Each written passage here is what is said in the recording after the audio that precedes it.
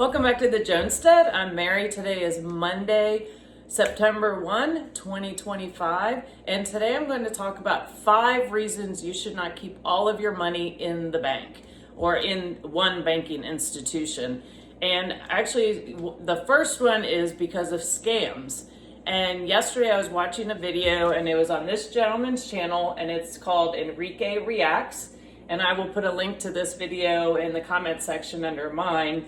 In case you'd like to watch. He has very good content, and he was talking specifically about scams that retirees have fallen for, where they lose all of their savings.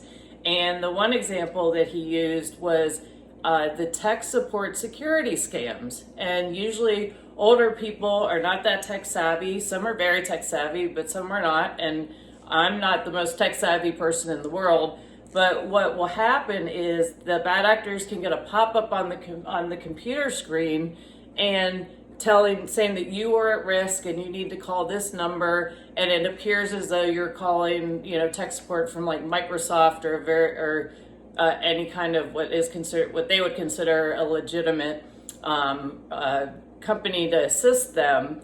And so when the person calls them, they ask for access. They ask for permission to get remote access to the individual's computer. And when they do that, they can get into very sensitive information. And with all the online banking nowadays, they can get your passcodes and get into your bank accounts and transfer money out of your accounts. And Enrique was talking specifically about a client of his that lost a significant amount of money as a result of this. And so that would be the number one reason, the first reason why you don't want to keep all of your money in the bank. It's very vulnerable. Even with all of the security measures that they appear to be taking, we're constantly hearing of issues like this and people being able to get in to the system. And the second reason you don't want to keep all of your money in the bank is because of bank failures. We always think, the bank is infallible. Well, that's absolutely not the case. And the specific definition of a bank failure is the closing of a bank by a federal or state regulator when the bank can't meet its obligations to depositors, borrowers, and others. And if we remember back in 2010, which was where we had the initial declaration, we had the Great Recession in 2007, and we were blindsided by it. I was, up to that point, assumed that all these institutions were being very well managed, and it was apparent that they weren't, because there was a tremendous financial meltdown as a result. And specifically, from 2008 to 2012, bank failures shot up to an average of 93 per year. Of the 569 bank failures from 2000 to 2024, 465 or 82% occurred from 2008 to 2012.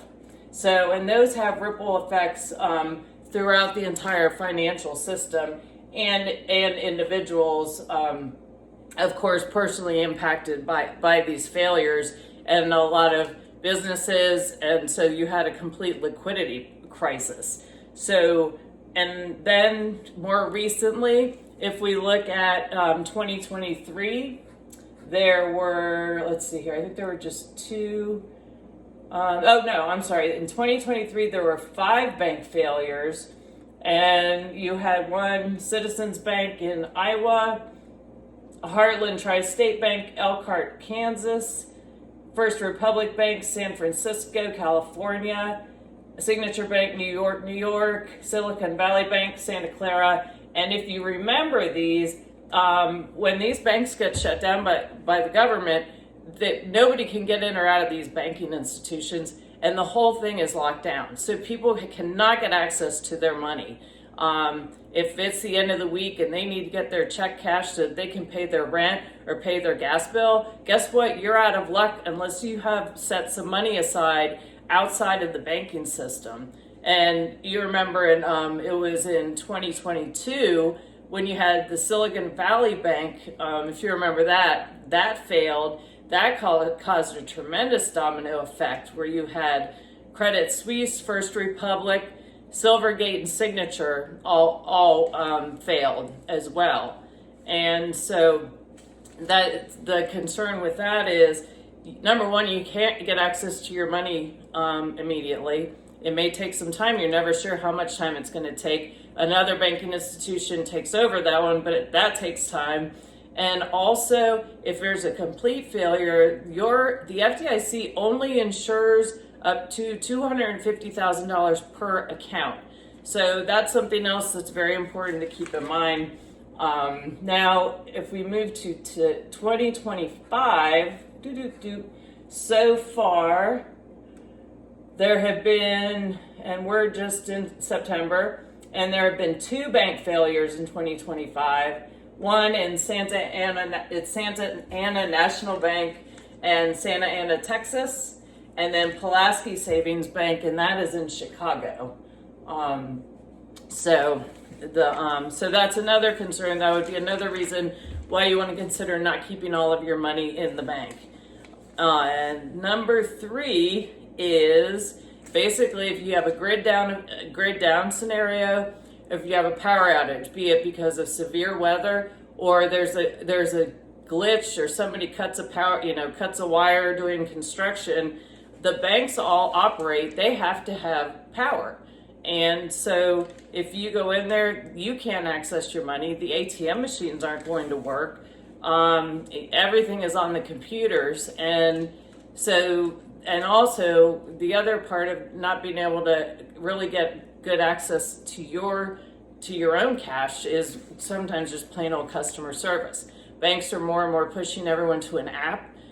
Some banks don't even have people working in them. It's all on an app. And I had one bank where they had somebody sitting behind the counter, but they wanted me to do it on the app while I was standing in front of them, which I think is completely absurd. So just bad customer service in general. Not all of them. I know there's some fantastic people that work in banks, but I'm saying in general, the direction they're going is the customer service, the person to person has been going away for years now. Number 4, the 4th reason you don't want to leave all of your money in the bank are cyber attacks. And I found an article, and specifically they were talking about, they said that and this you won't be surprised by, more than 90% of 2024 breaches were financially motivated. And this article is titled, "Here's a list of 5 cyber attacks that rocked financial services in 2024. 1 was Fidelity Investment. 2 is FBCS, which is a debt collection agency. And because of that data breach, that affected Truist and Comcast. And so that will affect it into those businesses, banks. Patelco Credit Union. And while credit unions are safer than regular banks, they are not immune. They are still vulnerable. USAA had a big breach, and Transact, which is a cryptocurrency processor, they were breached as well. So, and something to consider is even if you don't lose money directly out of your account, and when these types of cyber hacks occur, the effect of them having to reset their system and put back in the security, they'll probably have to shut everything down. So again, you're not going to have access to your money when you need it. And the 5th reason you don't want to keep all of your money in the bank is because banks operate under what's called fractional reserve banking, and which means exactly what it says.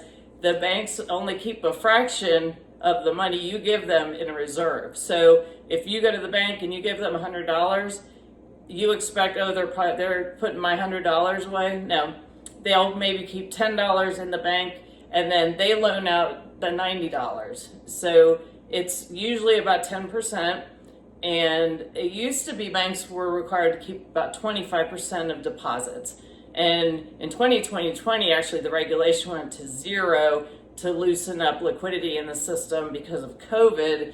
However, because of regulations, responsible banks want to be able to show that they're solvent. So they are going to keep usually 10 to 20% reserves. And what happens when they get into trouble is they're not keeping enough reserves, and then they're making bad loans, and then they go insolvent. And so so bottom line is, your money, you deposit a large amount of money in your bank, and you want to withdraw that money, they may not have it. You may need to call them and have them and schedule a week out in order for them to be able to provide you with your own money. So that's something else to keep into consideration. And I actually did a specific video talking about fractional reserve banking, and I'll put that in the link also in the comments. And so if you're not going to keep all of your money in a bank, what are some of your options? Well, one is maybe don't keep it all in the same institution.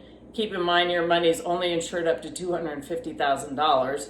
So if you have more than that, you don't want to keep it all in one account.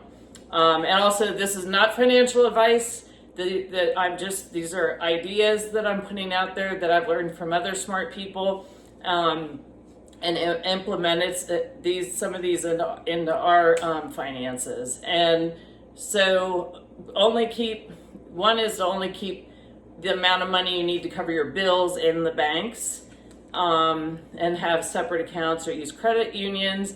Also, it's important to keep cash on hand safely in your home and maybe in other areas where you can quickly access it if you need it.